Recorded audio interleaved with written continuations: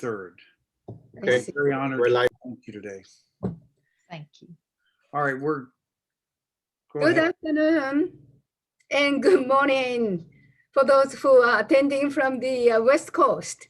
Welcome to the monthly Interreligious Association for Peace and Development, Iapd Peace Forum. The title of today's forum is Toward Peace and Reunification on the Korean Peninsula, an approach through people-to-people engagement. My name is Tomiko Dagan. I am a Senior Vice President of the Universal Peace Federation, USA, and the Program Director for the Iapd Peace Forum. Iapd is a project of the Universal Peace Federation, which is an NGO in general consultative status with the Economic and Social Council of the UN.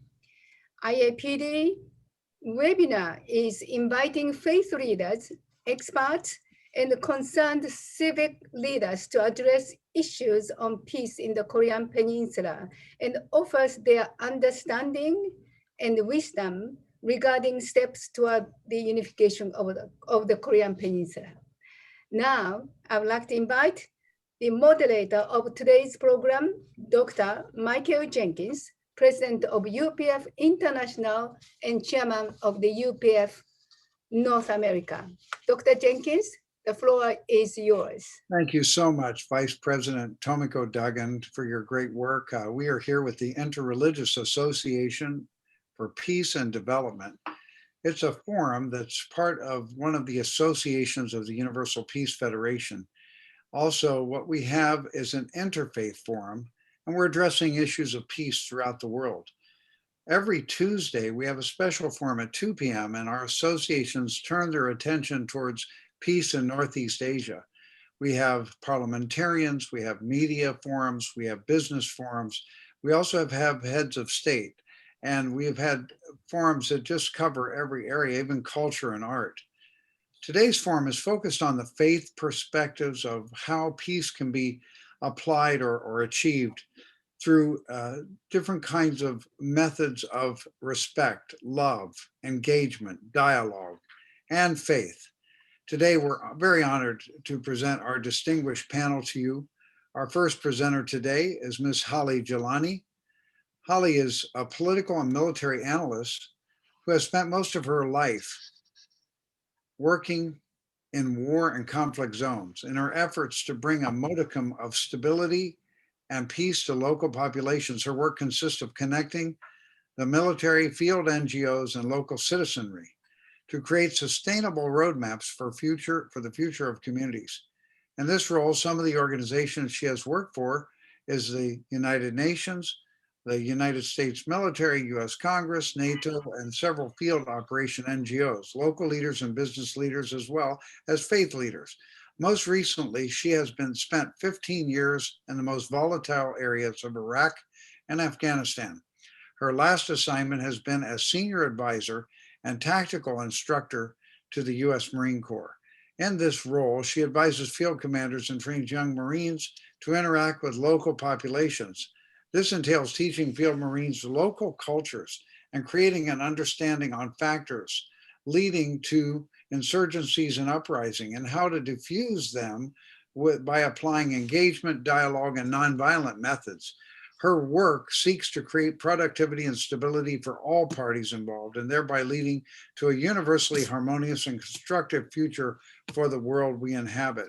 Let us welcome together at this time our distinguished guest speaker, Ms. Holly Jelani. Welcome, Holly. Thank you so much, Dr. Jenkins. I don't know if I'd consider myself distinguished, but I do have tragically too much experience in trying to bring peace to volatile areas or assisting and attempting to bring peace to volatile regions. When Tomiko asked me to join all of you, I felt all of you were too illustrious for me, but then she explained to me that my experience and very unique background is exactly what you're looking for in this forum. as I mentioned earlier, I come from a divided people. I'm a cross-border Pashtun, meaning I straddle a very difficult border. My family did in Afghanistan and Pakistan. When you split up a people, it means divided religion, not so much divided religion, but divided how you practice the religion, divided loyalties, divided properties, divided families, and that always leads to long-term disruption and destruction, as we have seen. I then spent a lot of my formative years in West Berlin, where I lived with a wall around me, where East and West Germany were divided. That, of course, is our happy ending, because eventually those two people did get together. And as we see today, almost a generation later, it has led to, you know, harmony and stability, at least within that country to quite an extent. So when I come before you, even though my experience is not uniquely where in Korea, just looking at the 38th parallel has always been a very traumatic, emotionally traumatic, as I can well imagine, for a lot of the people who live along that border and who live in both countries in general. I do not see that as a sustainable roadmap for the future. And as I always say, there are ways in which we must try to bring about a modicum of interaction, if not outright unity at this point.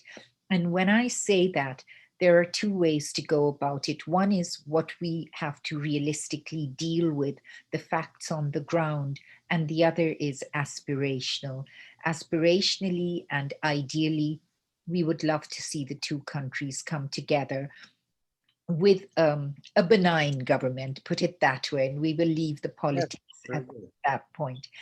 And however, for me, the realistic approach right now is that if we could try and make inroads into North Korea by attempting to try and open borders for both information and trade and businesses and other ways of kind of trying to reach out to the people and having the people try to understand that there is a whole wide world beyond those very closed boundaries, we might actually help to make, you know, to bring about sort of a process by which in the future the two Koreas could come together, and I mean in the nearer future rather than in the much farther future. And the reason why I say that is that having spent a lifetime working in war and conflict, war and conflict has never long-term achieved anything. Short-term, it might, you know, serve somebody's goals and ends, but long-term, all it brings about is destruction and disruption. In the end, we are human beings, meaning we should have the ability to communicate with each other. We should have the ability to talk to each other. And one of the things I have always said, and I said this to Tomiko the other day as well, is that people like myself or people like you, we don't have all the answers. What we do all have are portions of the answer.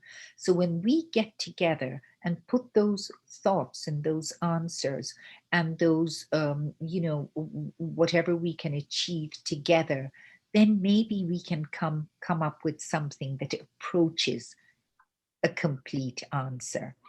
So I don't know if I, you know, if I have completed my 12 minutes or not. Well, you have some more time. Go ahead. Oh, okay. So one of the things that I had done in Iraq, but it was especially popular and at least for a while worked very well in Afghanistan, was I always look around me when I'm in a bad place and I look to see who are my natural allies, who are our natural allies. Generally, I find they're community professionals. By community professionals, I mean the lawyers, the doctors, the engineers, the people who invest in the infrastructure of the future of their communities.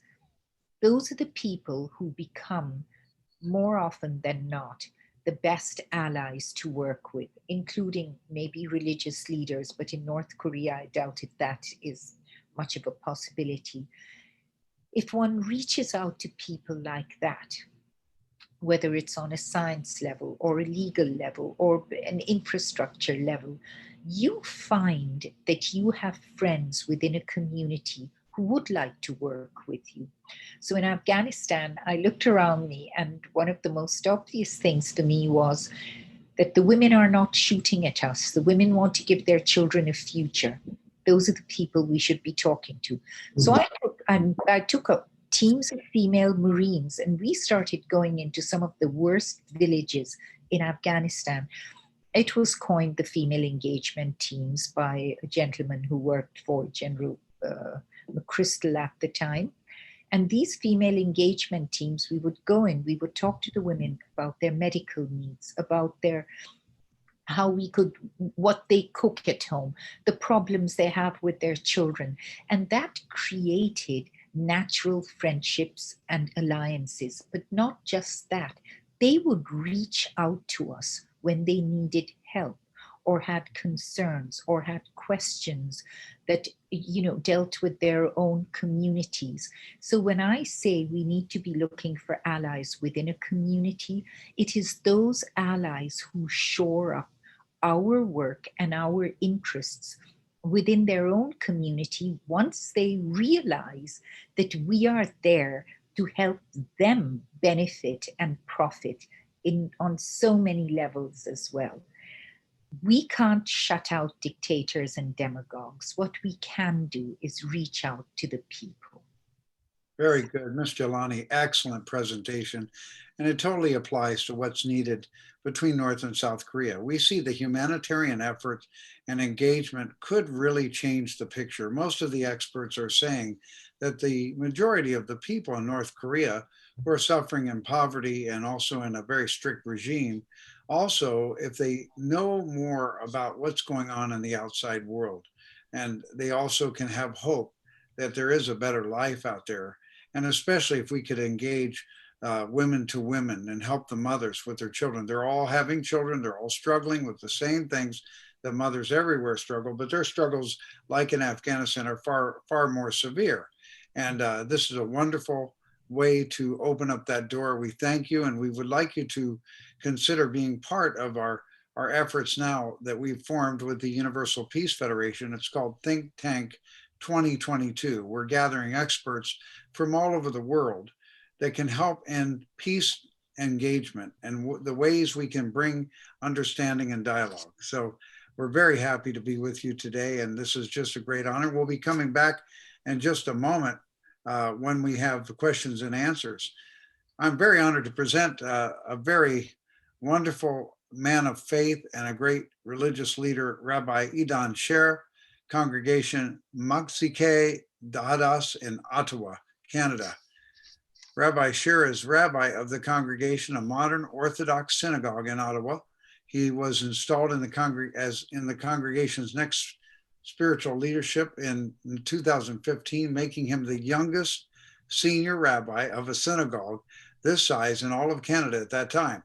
Rabbi Scher is on the executive of the Rabbinical Council of America and a representative of the Canadian Rabbinic Council. In 2018, launched a series of podcasts as part of his nationally acclaimed Jewish learning platform. Rabbi Scher is also a frequent guest on many of the mainstream media, including CTV and CBC News.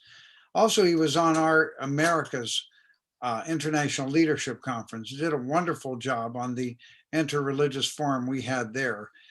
He gave a great message on how violence will not bring peace. I present to you one of the fine rabbis and faith leaders of this world, Rabbi Idan Scher. Welcome, Rabbi. Thank you. Thanks so much for having me. So anything I'm going to say is not with any sort of expertise like you heard from the panelists before me. But I was asked to share some thoughts based on our religious tradition, a religious tradition that we share with many other faiths, right? The Hebrew Bible. So that's what I'm going to do. And I have 2 points I wanted to make, 2 different parts of the Hebrew Bible I want to share with you, and we'll go from there. So actually last week in our synagogues and synagogues all over the world, we read a particular part of the Hebrew Bible, which we refer to as the Torah. We read about the single most dangerous challenge to Moses' leadership during the 40 years that the Israelites wandered through the wilderness. And what the narrative makes clear is that the rebels, the mutiny, it came from different groups, each of whom had different reasons for resentment. It was a group of rebels, basically, all coalescing, not around a common complaint or argument, but rather disparate groups coming together to sow discord.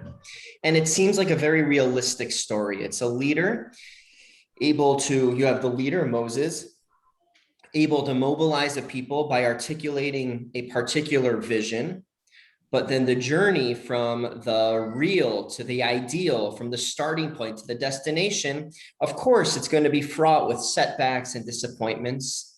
And that, of course, is when leaders are in danger of being deposed or even assassinated.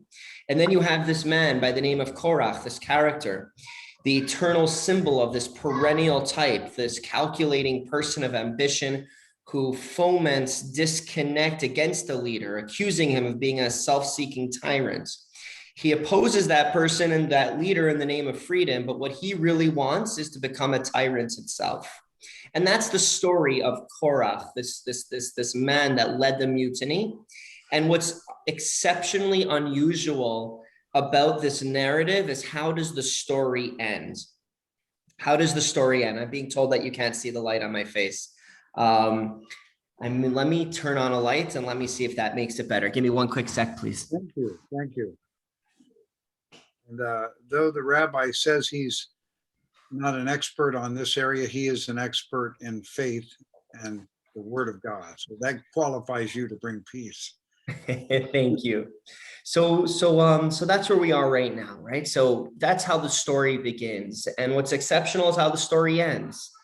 Initially, Moses proposes a very simple test that the rebels and his brother Aaron, of whom the mutiny is also against, they were to prepare incense the next day, and then God would signal whose offering God would choose, and that would show very clearly who it was that was chosen, who was in the right and who was in the wrong.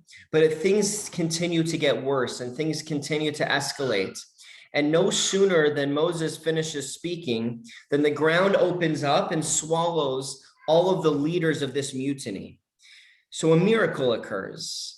And by any narrative convention, we would expect that this would end the mutiny and vindicate Moses, right? God answered the call in the most dramatic way. Moses had been proved right, end of revolt, end of story. But that's exactly what doesn't happen. Instead of this quelling the revolt, we read the next verse that the next day, the whole Israelite community grumbled against Moses and Aaron. You have killed the Lord's people, they said. And now God intervenes, tells Moses to take 12 staffs, one for each of the 12 Jewish tribes or Israelite tribes, and deposit them overnight in the tent of meeting. The next morning, the staff bearing the name of Aaron and the tribe of Levi that sprouted, budded, blossomed, and bore almonds. And it was only at that point that the rebellion ended. So this is an astonishing statement that the Bible is making to us. And what it tells us is very profound. The use of force, the ground opening up and swallowing these people alive, the use of force never ends a conflict. It merely adds grievance to injury. Even the miracle of the ground opening up, swallowing his opponents, did not secure for Moses the vindication that he sought. What ended the conflict was something else altogether. The visible symbol that Aaron was the chosen vehicle of God. That gentle miracle of dead wood coming to life again, flowering, bearing fruit. Moses and Aaron stood accused, and it was that gentle reminder, it was that gentle persuasion that vindicated them and once again brought peace to the Israelite camp. So I think the idea here, and this is the first idea I wanted to share, is that there are 2 ways of resolving conflict. There's force and then there's persuasion. Force negates your opponent. Persuasion enlists your opponent, taking his or her challenge seriously and then addressing it. Force does not end conflict, not even in the case of Moses, not even in the case of miracles, right? There was never a more decisive intervention than this miracle that swallowed up Korach and his followers, yet it did not end the conflict. What ended it was the quiet, gentle miracle that showed that Aaron was the true emissary of the God of life. And that's the first idea. That's conflict resolution in the Hebrew Bible, not by force, but by pleasantness, peace, and gentle persuasion. About 2,000 years ago, the great sages of Judaism asked a question. They asked, Ezehu Gibor, who is strong? Who's a hero? And usually you would think, who's a hero? The one who defeats his enemies. But that's not the response that the sages shared. They gave an answer that's so powerful, that's so moving. Who is a hero, they responded? One who overcomes their evil inclination and one who can turn an enemy into a friend, right? Because if I defeat you, I win and you lose. And in truth, I also lose because by diminishing you, I've diminished myself. But if I can forgive, and if in that moment of truth, you can forgive as well, then forgiveness leads to reconciliation. Reconciliation leads to friendship. And in friendship, instead of fighting one another, we can together fight the problems that we share. And in this world, unfortunately, there's poverty, hunger, starvation, disease, violence, injustice, and all of these other injuries that scar the face of the world. You gain, I gain, and all those with whom we are associated gain as well, economically, politically, and above all, spiritually, right? My world, when this happens, when this type of reconciliation happens, where we've both forgiven, my world has become bigger because now it includes you. So it makes a lot of sense when we say, who is a hero? One who turns an enemy into a friend. And there was a great rabbi, he passed away this year, Rabbi Jonathan Sachs. He describes visiting Kosovo. He stood in the streets of Pristina in Kosovo amidst the wreckage of war. The NATO operation had just come to an end. The Kosovo Albanians had returned home, but in the air, there was an atmosphere of bitterness and anger. Right, months earlier, the Albanians were in terror of the Serbs, and now the Serbs feared reprisals from the Albanians.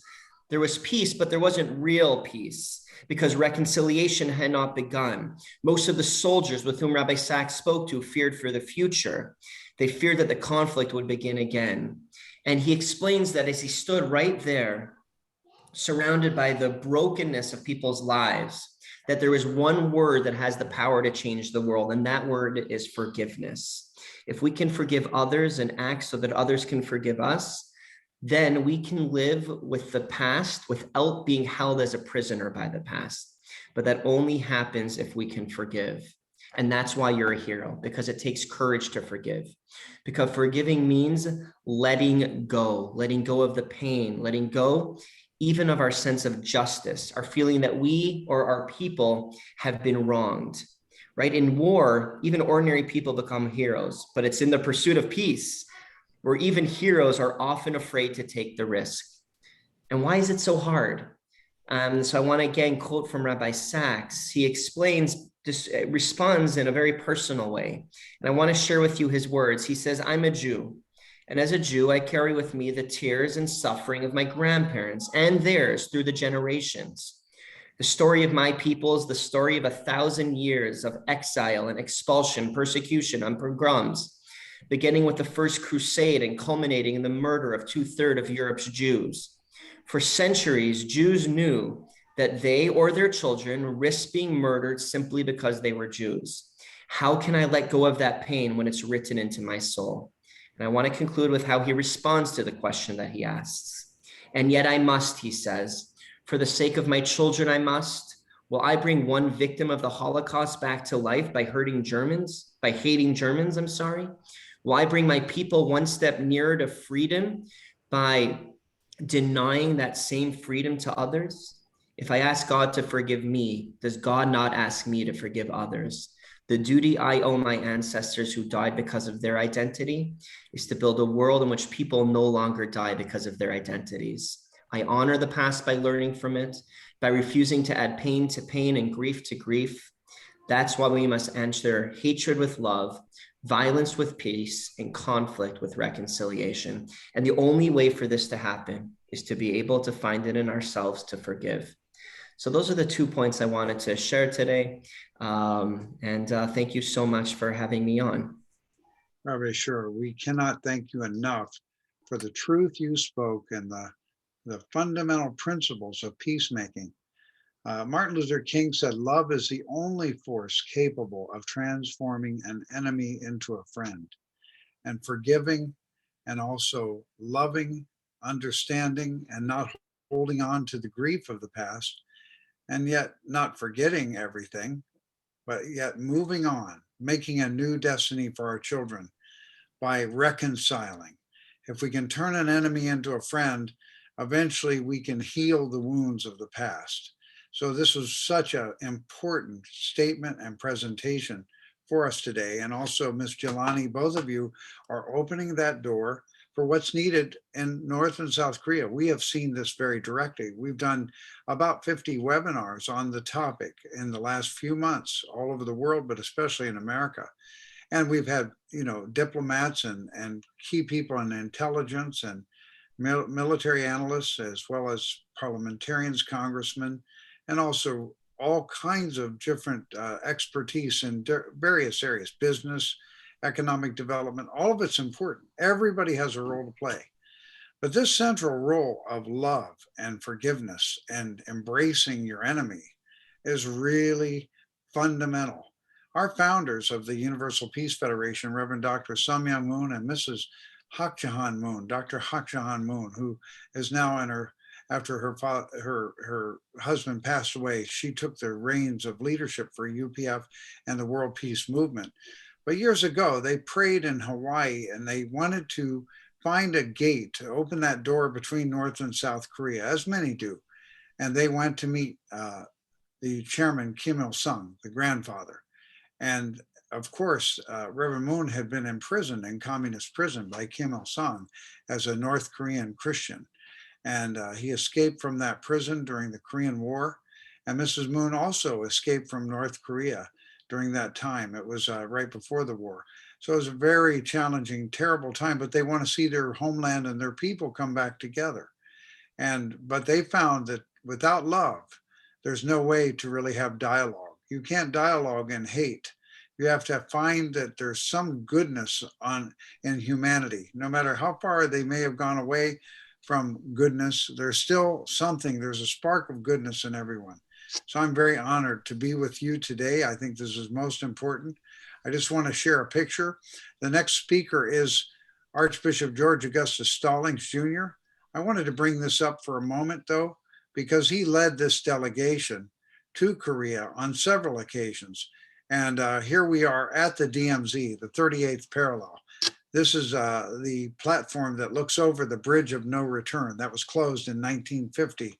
These are faith leaders that came with Archbishop Stallings to also Korea. And he's organized these clergy on various fact-finding trips and engagement. He's been all over Korea. And he also knows the path of what Mother Moon is talking about, how to bring peace through love and understanding. So I'm really, really honored to be with you today and honored to share this wonderful experience with you. And I'd like to introduce at this time Archbishop George Augustus Stallings, Jr. Archbishop Stallings is the presiding bishop over the African American Catholic congregation. He is also the person that really has such a broad ability of leadership. He was trained in Rome and the American University in the Vatican. He was selected to be groomed to be an archbishop. And he came back to America, became the youngest priest ever to lead a Roman Catholic congregation. And Rabbi, you know what that's like. You're the youngest rabbi to lead a major congregation. So we're really, really excited about hearing from Bishop Stallings. So I'm going to stop my screen share for a moment here and welcome Bishop Stallings. So I'd like you to welcome with me at this time, Archbishop George Augustus Stallings, Jr. And I'm looking to find the way to bring him right onto the stage. So just a moment. Archbishop, thank you. Welcome. welcome. Please unmute. Thank you. Thank you very much, Dr. Jenkins. This is very difficult to keep me quiet, and I guess trying to mute myself is an exercise, but it's an exercise in futility. We will get on the air. Thank you very much, Dr. Michael Jenkins, the International President of the Universal Peace Federation, as well as the Chairman of the Universal Peace Federation in the United States of America, my true brother from the same spiritual mother. Yes, you are. I am honored to be a part of a distinguished panel with my beloved sister, Miss Jelani, and my brother, Rabbi Scher. Rabbi Scher and I have shared a virtual stage before, so it's great seeing you again. And I am happy to be a part of this UPF Iapd Peace Forum, focusing on the reunification on the Korean Peninsula, which is an approach through people-to-people engagement.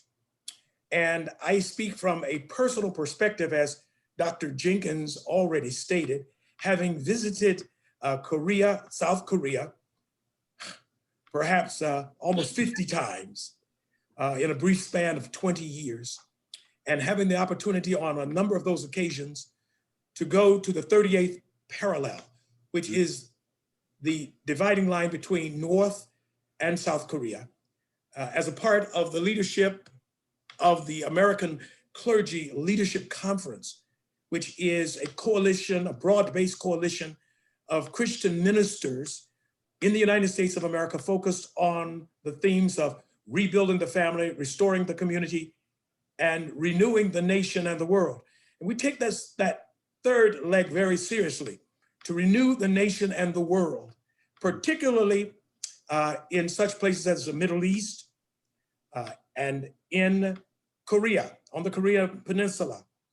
And I reflected this morning in my meditation about what it must be like to be a citizen of North Korea and even a citizen of South Korea, because in many instances, there are still strong family ties between those in the North and the South of Korea. I know personally of Koreans, specifically Korean Americans, whose family grew up in North Korea, later migrated to South Korea, and they still have family members who are in North America. And when they share their personal stories or accounts of what it feels like to be separated, physically separated, and divided from family members, it reminds me of how fortunate each and every one of us is to have that family unity in our own countries. And my heart bleeds for my brothers and sisters in both North and South Korea. I do not have to personally know them. I'm spiritually connected to them, because as a Christian minister and Rabbi Scher as a rabbi, clearly understand that it was God's intention from the dawn of creation that humanity would seek to become one as God is one. My Christian teaching reveals that we all came forth from the oneness of God, that we were created in the divine image and likeness of God, which is in the spiritual context. And yet God scooped up the dirt, the dust, the clay from the earth and formed it into a corporeal mass, and then breathed the breath of life into man and woman's nostrils, so that they became living souls and living beings. That we came forth from that oneness of God, and that God would create us in God's image and likeness, so that not only the Spirit of the living God might dwell within each and every one of us, but that each one of us might rise up to the level where we could become the visible articulation of God's spiritual presence among us. In other words, that we could bring a very substantial, visible, tangible manifestation to Emmanuel, who is God with us. And that God desires that we strive for unity in every aspect of our physical existence upon the earth. This is a spiritual thing. Most people would not understand what I'm talking about here because they are so engrossed and so entrenched in their own sense of their own lives and what they have to do to survive and eke out an existence here on earth. They are so focused on their own race, their own religion, their own culture, ethnicity, socioeconomic, geopolitical backgrounds that they give little attention to those who fall outside the parameters of their immediate concern. I've heard the expression, and you've heard the expression as well, think globally, but act locally. And that's the motto that I use, the mantra that I try to use in my life, not only when it comes to my family, when it comes to my immediate family, my nuclear family, when it comes to my church congregation, when it comes to my involvement on many different levels of society, is that I must always think globally. No man is an island, as John, the English writer John Donne said, the poet. No man is an island. No one stands alone. Each man is my brother. Each woman is my sister, that I'm inextricably linked to all of humanity. Dr. Martin Luther King Jr. made a very powerful statement from the Birmingham jail in 1993, in April of, I think it was April the 10th, 1963, just 1 year prior to the Civil Rights Act, in which the clergy, the white clergy in Birmingham, Alabama, were complaining against the presence of King in Birmingham, Alabama, meddling in their affairs. And Martin Luther King said something very prominently that has been indelibly etched on my mind, that we are all caught in an inescapable network of mutuality, bound together in a single tie of destiny. What affects one directly affects all indirectly. So what the situation that is currently going on the Korean Peninsula may seem to be somewhat distant. It may not seem as a front burner issue for us as Americans or those who are outside of those boundaries, but we have to be affected by it because what is affecting the citizens of North and South Korea, relatives, blood relatives, there are blood ties there. Whatever affects them directly affects each and every one of us indirectly. And that we have to respond as a collective voice to engage in what we as religious leaders call soft power or two-approach diplomacy, two-track diplomacy, where we seek to engage in a way of linking people to people, that we engage, particularly as religious leaders, in the experience of prayer. Because we've heard the expression, prayer changes things. Yes, it does. But there's something even greater that prayer does. Prayer changes people so that people can change things. We have the power to be the people of change. We are the people we have been waiting for to bring about a change, not only within the spheres of our own circles, but to look beyond the borders of our own self-interests and concerns and see the needs of our brothers and sisters on the Korean Peninsula. So the American Clergy Leadership Conference has made these visits on the 38th parallel to engage in prayer, to somehow connect not only with South Koreans, but through those South Koreans with their families, relatives, and friends in the North. And we believe that one day the yoke will be broken, that we will see a reunification on the Korean Peninsula. After all, it's only existed for 70 years.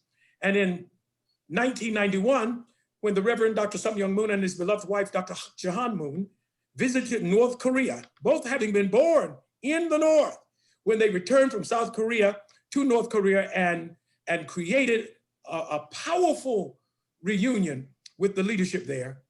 We, for the past 30 years, have been engaged in this people-to-people engagement here in the United States of America and throughout the world, particularly even when our delegation has gone to the Middle East.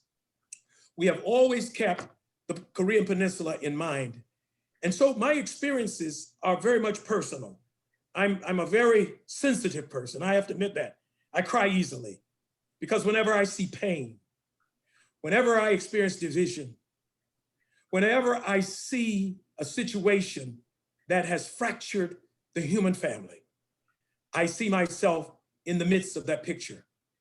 As Dr. Jenkins said, I had the opportunity to study theology in one of the greatest theological centers in the world at the North American College, the Gregorian University, and the St. Thomas Aquinas University, known as the Angelicum, all pontifical universities. And what touched my heart during that entire experience was coming to a realization that there is something about us as human beings that connects us in a powerful way, in a very powerful way, to the universe, that I had the opportunity to see at close range, close hand, how we can work together for unity to bring about that oneness, and yet how our division can separate and divide us in such a way that we become callous or insensitive to the plight of others. My training has taught me that until justice is established everywhere, it is a threat to justice everywhere. If there's injustice, as King says, injustice anywhere is a threat to justice everywhere. And I believe that the just conclusion to our prayer efforts, to our soft power and two-track diplomacy, is that we seek to bring about people-to-people engagement that will somehow create this groundswell that will draw this matter to a fever pitch so that we all realize the urgency of the reunification of the Korean Peninsula. I ask you to join with me in that prayer, that we will see, that we will live long enough to see the day when there is the reunification of the Korean Peninsula. If it only occurred 70 years ago, and over the 30 years, we have seen small cracks in that effort to bring forth reunification, I believe that we are standing on the precipice, on the brink of seeing the day when that unification, that reunification will occur. Let the diplomats, let the governmental officials engage in that hard power diplomacy, that first track diplomacy, but let us not leave it all to them, because I believe that ultimately the spiritual forces that exist in our world will be that which will create a turning point in the history of that nation. The Korean civilization, over 5,000 years old. And surely that civilization has a lot to teach us today. And I look forward to that moment when North and South Korea come together. That 38th parallel division will be totally erased, obliterated, and removed from the conscience and the psyches of the people. And that we will be the witnesses of how prayer is still powerful, how it is still effective. And when we see each other as people, not as objects, when we see people as ones that we unite with rather than separate and divide ourselves from, we will see the hastening of that day. So again, I thank you for this opportunity to be a part of a great peace forum as we address issues of concern and challenges related to the current living conditions and humanitarian needs in North Korea, and how our brothers to the south, our brothers and sisters to the south are one with us in praying for the reunification on the Korean Peninsula. Thank you. Thank you, Archbishop Stallings. Archbishop Stallings is the chairman of the Interreligious Association for Peace and Development for North America. He is the head, and I can see why. We went to the Middle East 46 times. We went to the Gaza Strip, to Ramallah, all throughout Nazareth in the north with the Muslim families, and also the Orthodox families around Tel Aviv and Ramat Gan. We have rabbis that stand with us. And I just want to share this thought of 70 years is a very small amount of time when you think of the 5,000 years of Korean history. That wall must come down. It will come down. And Rabbi, you remember what happened with when the march around the Jericho occurred with Joshua. And that wall came down, but it didn't come down by force. It came down by the power of unity and prayer and also love for God. And I want to just share something very briefly here because I'm just very inspired. But we saw, Bishop Stallings and I saw something happen with our own eyes. It was a direct result of faith leaders.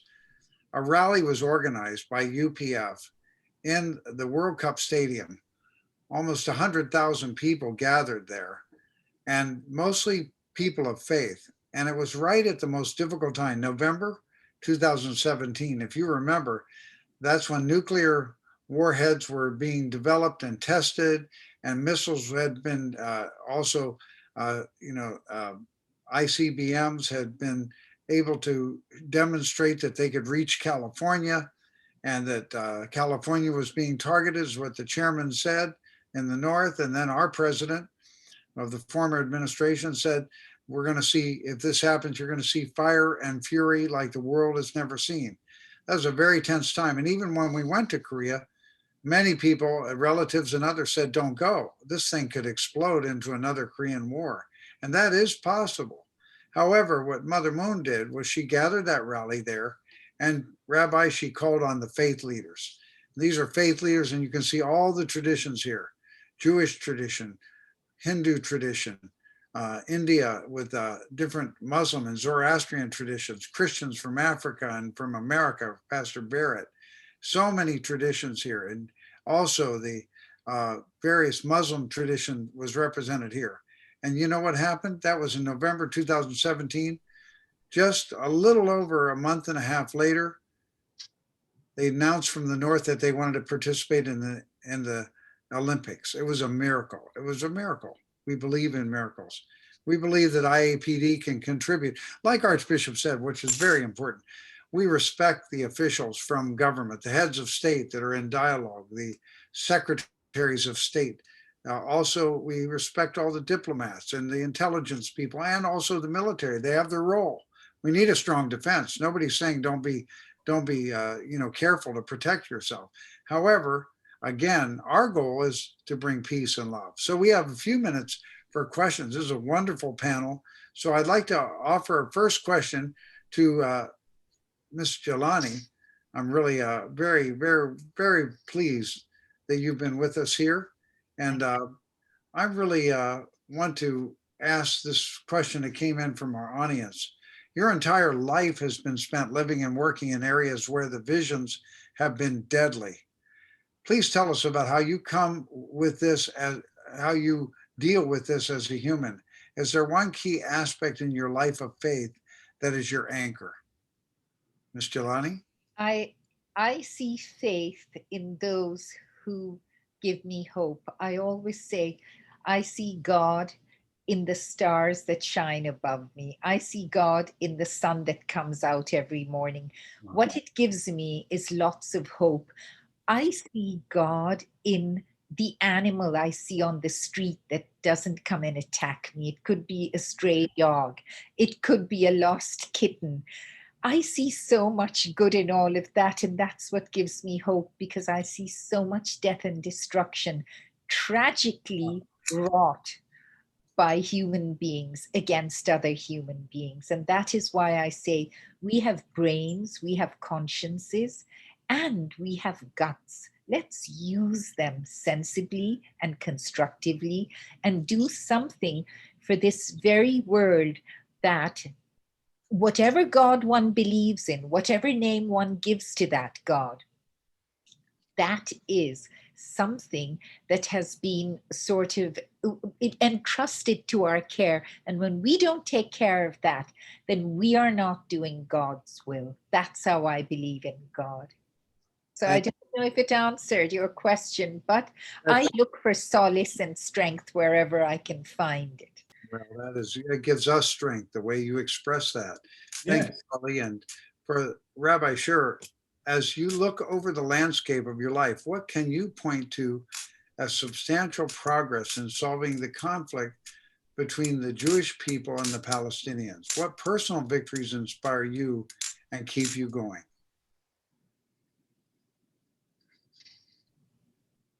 I'm sorry. It's extremely loud and rambunctious right now. We're in Canada where we're still doing virtual school. Oh, God. And I have three You little want me to, kids. you want me to repeat that?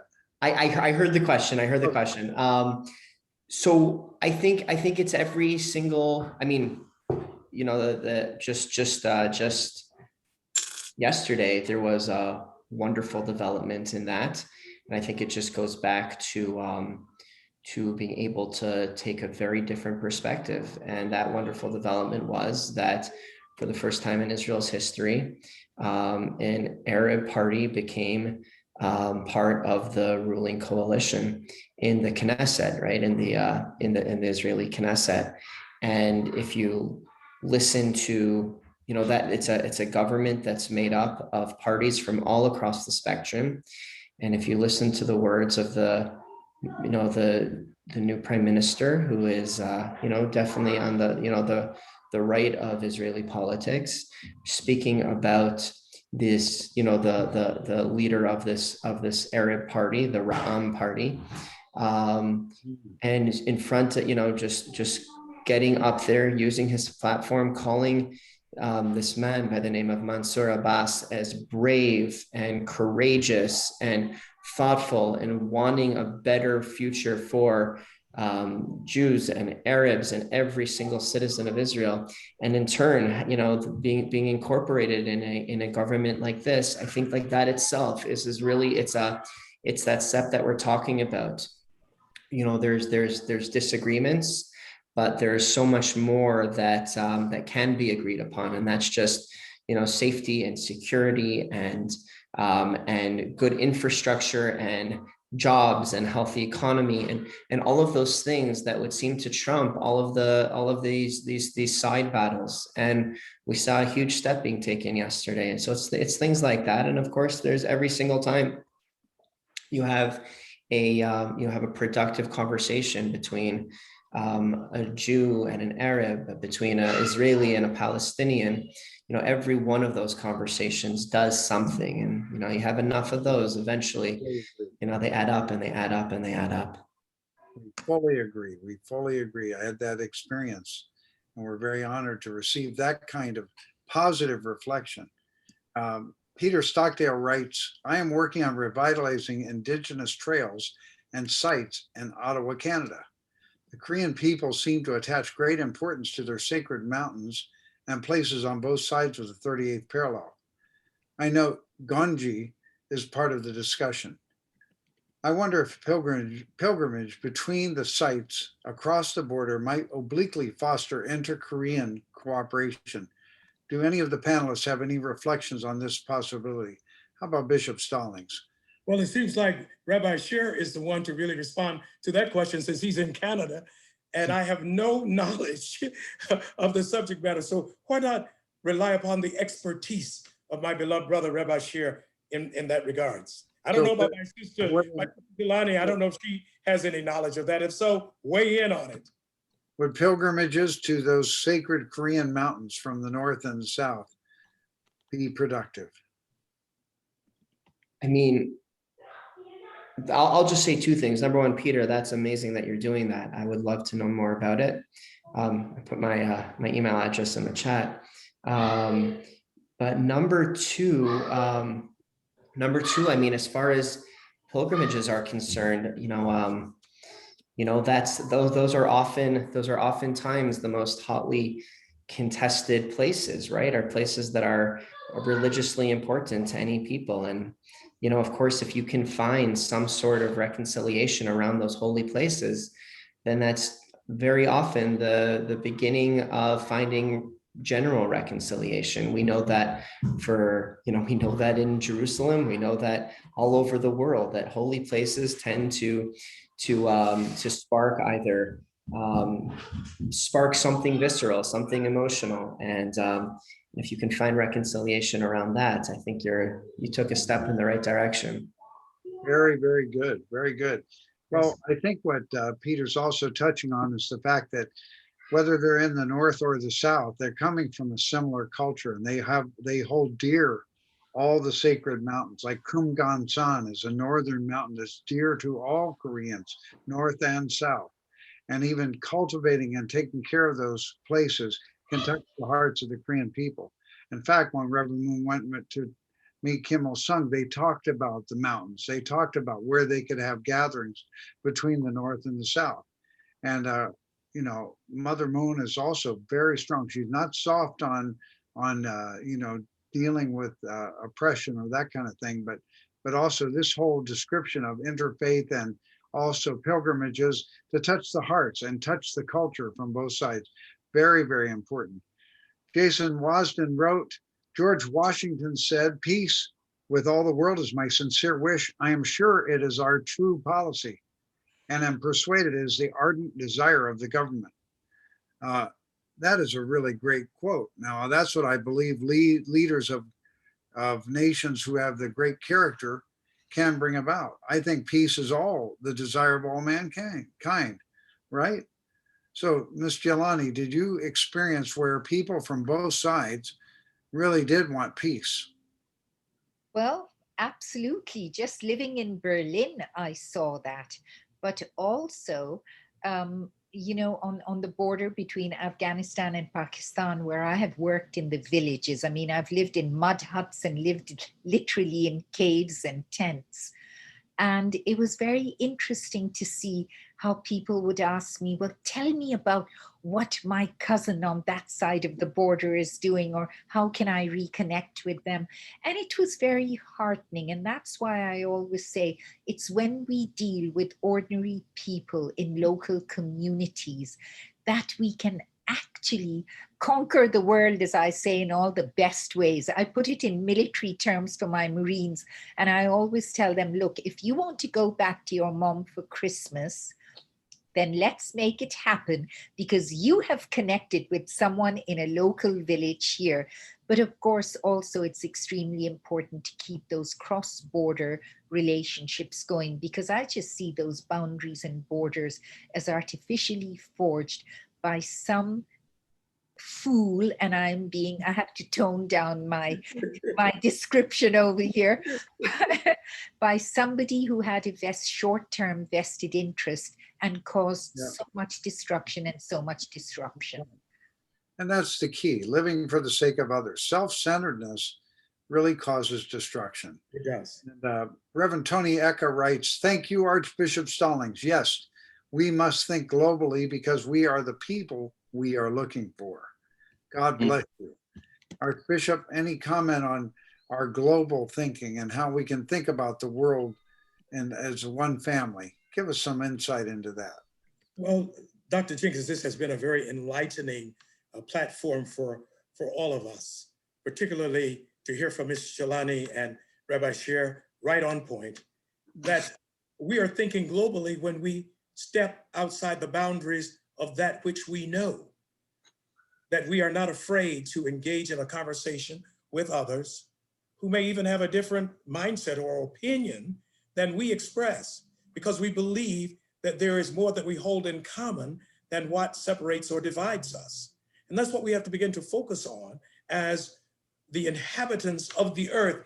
And Ms. Jelani spoke about it so beautifully, about how she sees God in all of creation. Ms. Jelani, there's a biblical foundation for that in the New Testament, Romans chapter 1, verse 20, where the word of God says, ever since the creation of the world, God's invisible attributes of eternal power and divinity have been able to be understood and perceived in what God has made. So God has made all of creation, but God made it for us to have dominion over it. And we have failed to realize what this world is all about and why God created it specifically and purposefully for each and every one of us. But to be the stewards, not just simply, shoving it down other people's throats or taking advantage and having the haves and have-nots, but to share it with all of humanity. And God has entrusted that to us, to no one else, not to the birds of the air, the fish in the sea, the cattle roaming on the field. God has entrusted the kingdom to us. And if we do not take full responsibility and are accountable for not only this creation, but the inhabitants of this creation, somehow I am inextricably linked to the other 8.8 billion people of the world. I don't have to know you by name. I don't have to know what is your job, what is your income, what side of the family you live on. You're family. You are family because there's only one spiritual parent of us all, the Creator, by, as you said, by whatever name we call, by whatever name we call that Creator. That Creator is the ground of our being, the one in whom we live, move, and have our being. And what we're called to do is to look for the presence, as you said, oh, Miss Jelani, I just want to give you a big kiss right now. To look for God in everything, and particularly in us, we can embrace the God that is present in us and experience the presence of God in our midst. Why are we fighting each other? Why are we separated and divided? If we begin to think globally, but act locally within our own families, because the ruin of a nation begins in the homes of its people. Therefore, the restoration of a nation has to begin in the homes of its people, and allow it to spread throughout, because we are the microcosmic expression of a macrocosmic reality. We are a world in miniature. And if we can get our house in order, imagine what that will do as it permeates and spreads throughout all of creation. So I'm excited about this moment. I'm excited to be alive. I thank God for each one of you. And I am privileged. It is my honor and my privilege to know you as my, Miss Jelani as my sister, my true sister, Rabbi Scher as my true brother.